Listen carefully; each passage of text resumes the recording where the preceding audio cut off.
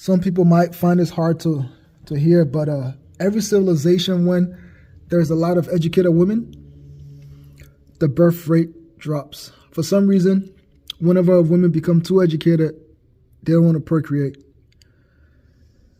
And when that happens, well, the population starts to drop.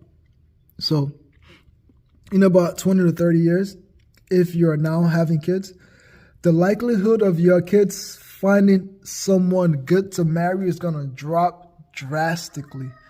And who can you blame? Well, I'll say probably blame your neighbors, next door who don't want to have kids, or blame your friends who want the perfect couple, the perfect guy before they start to procreate. The guy has to be well off, emotionally intelligent, whatever that means, And it's crazy because a lot of my female friends, whenever I ask them, so why did you break up with this guy?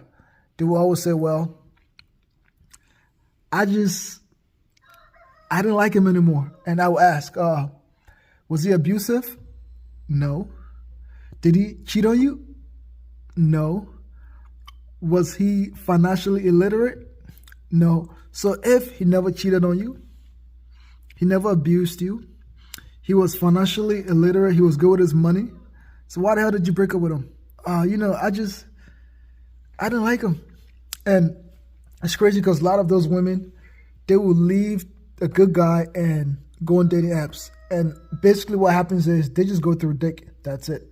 I knew this female who she was married and she divorced her husband. And I asked her why. She said, well, he was Muslim and he never introduced me to his parents. And I said, how long were you guys married? She said 3 years.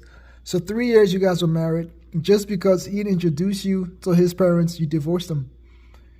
He never introduced you to his parents before you guys got married anyways, and you still married him. And she said, yeah. And guess what happened to her? She went on dating apps, started having sex with many men, and ended up getting chlamydia. And that shit is untreatable. So she went from being married to now having an infectious STD she cannot get rid of. Why? Just because, well, she didn't like him. And because he didn't introduce her to his parents. He never cheated on her. He never abused her emotionally or physically. And he wasn't financially illiterate.